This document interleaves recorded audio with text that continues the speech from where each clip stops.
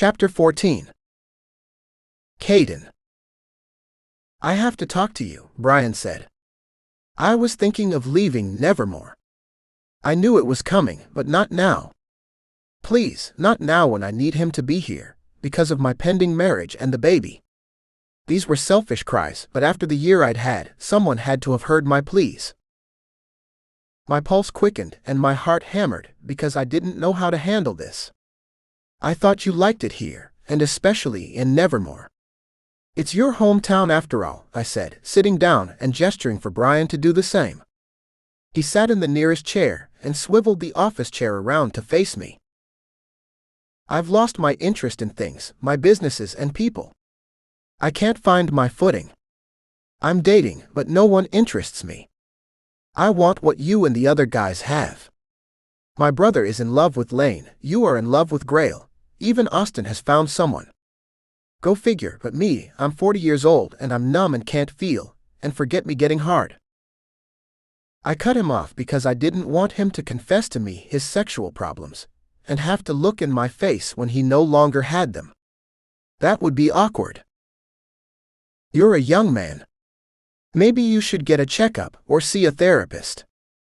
I heard Parker say that he and Tony saw one, and it helped their relationship. Brian appeared not to be listening to the part about the therapist.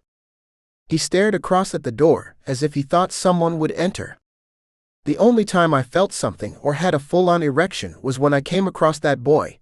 Now I knew what his problem was and he wasn't impotent. Then I managed to cock that up by not convincing him that I'm the one.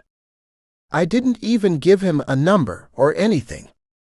How stupid can that be when I knew he was what I wanted, and now I fear that I've lost him forever. "But you didn't know him. He could have been a serial killer," I added, to get Brian to think straight, because his thoughts were tangled up with someone he thought he wanted and had lost. "This boy you just met at a truck stop could have killed you in your sleep. Then I would have died a happy man." "Oh yeah, he was far gone. I had to take a different tactic." "Did you hire an investigator to find him? Do a background check?" That was all I could add. I didn't know what else to tell Brian or what to do when you were looking for a man, except go to the FBI, and then what could you confide to them? I'm trying to find a man I fell in love with without them telling you to fuck off, or lock you up for being mental. I did locate one who would take my case, but I suspected he would get my money, and then say he'd looked when he hadn't. Everyone I found was kind of sketchy. No doubt. I didn't know where he found those guys, but I didn't think there was much use for a pie in Nevermore. The ones I knew around here only looked and found lost pets. A man wasn't like a pet. Well, some weren't. You have to trust someone, Brian. Give it a few mornings, and then if nothing happens, I'll try to help you. Just don't leave Nevermore. I don't know what I'll do without you. If you put it like that, I guess I have to stay for now, but I'm not promising you anything. You just have to be patient. And that coming from a man who never was patient, but I'd learned it along the way. Now what is that new coffee combination that you have put together? It's a latte with coconut. I named it Love is Valentine. Get it? My boy's name is Valentine. I ordered mugs with a large Valentine on it, and on February the 14th, I'm revealing my newest flavor. What do you think? I had nothing to say. Only that I didn't want it to be a hit, because I couldn't stand any more success. I knew that sooner or later what went up would come crashing down, and I hoped I could absorb the losses, or be prepared for the success. I couldn't bear the success I was having now, because it was draining all my time and energy, and I was getting married soon, and hoping to take time off for that. It appeared I had to give Brian a reason to hang in with us, and because of that, I said, "I can't wait to taste what you've invented."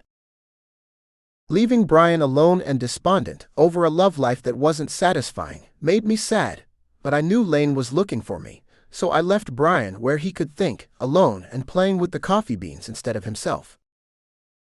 I wanted to get off early and send Scott home so Grail and I could have quality time together before Amy woke for her late-night snack, organic baby food with banana, but first I had to pass this by Lane.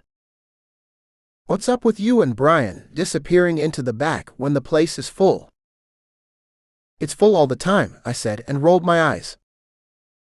"I hope you're not complaining again, because I think it's great." "Then why don't you buy me out and see how you like being the boss?" I said. "I'm the boss now without the title or the money to go with it, and I can't afford to." "Didn't I just give you a raise?" I questioned. "But it cost a lot to buy new furniture to fill the house. We're having a housewarming party because there's a holiday, and we're closing for it." I didn't know he and Scott had purchased a house. I thought that was for best friends to discuss. Maybe he'd said something and I didn't hear him, because of all the shit I'd had to deal with before now. "Well, that's nice to let your boss know." He smiled. "It's the 4th of July, and Scott and I thought it would be great to celebrate with a cookout in our backyard. We have a pool too." "Well, that's going to be expensive, considering it's only hot 1 month out of the year, and that's in July." "I've always wanted a pool, Cade. Don't hate me because I want a pool," he whined. "Now I know why you can't buy me out, but we can talk about that later. We need to discuss Brian. I think I should rent a billboard and use that picture I saw on the internet, and have it blown up and put Valentine on the billboard." "I warned you we could get sued," Lane said, narrowing his gaze. "Not if I buy the rights to his likeness. I can purchase his picture and use it to advertise the coffee Brian has created." "He did that without telling me or you," Lane barked. "He just told me. No big deal. He has a stake in here as well." "Those blends are expensive." "But the margins are high," I added. "And the coffees sell well. As soon as people know the story behind the coffee, we won't be able to keep it in stock. Think about all the mugs you can sell with 'Love is Valentine.' Don't we have 'Cade Loves Grey'? Isn't that enough soapy love to go around?" "Yeah, that's different. You have 2 blends of coffee, but it's a latte," I said, trying to sell him on it. "I know, but a latte uses more milk, and have you seen the price of milk lately? We could go broke with Brian and his depressions and fixation on a boy that's nowhere within 1,000 miles of Nevermore. There is no way in hell he would come here. I wouldn't be here if it wasn't for Scott." Maybe Valentine felt the connection and it was too late to find Brian, and he's looking for him now. That could be the end of a beautiful story if we could find Valentine. All we have to do is put that billboard up under the disguise that it's just an advertisement, and who knows what might happen," I said. "I know. We could have every grifter in town a certain age pretending to be Valentine. Haven't you seen that movie where people were pretending to be the lost daughter of the Tsar of Russia, Nicholas and Alexandra?" "There was a movie about it," Lane said. "I'm sorry, but I haven't had time to indulge in old movies. I've been working my ass off and not hiding out in my office watching old movies on my computer, like some people I know." I aimed that at Lane, and he acted as if he didn't hear me. Then he turned to me and twisted his mouth and rolled his eyes. "Perhaps I've been a little testy, but I've had a hard year with my love life and a successful business." "I should have your troubles," Lane answered. "Trust me, you wouldn't want them. Austin alone would have you running and screaming into the night."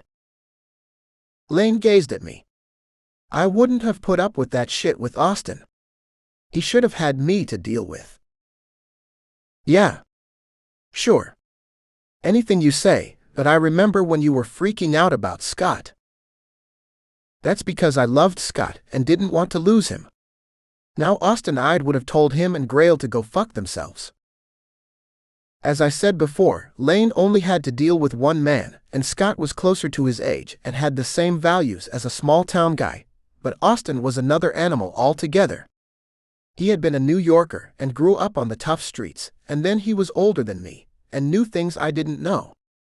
I left Lane with him, feeling that he would never have allowed Austin to come between me and Gray. I needed to get home and solidify my relationship. Now what will it be tonight? Him and me, or me and him? Or should I try something new and different? I'd know the answer before I got to Gray's place.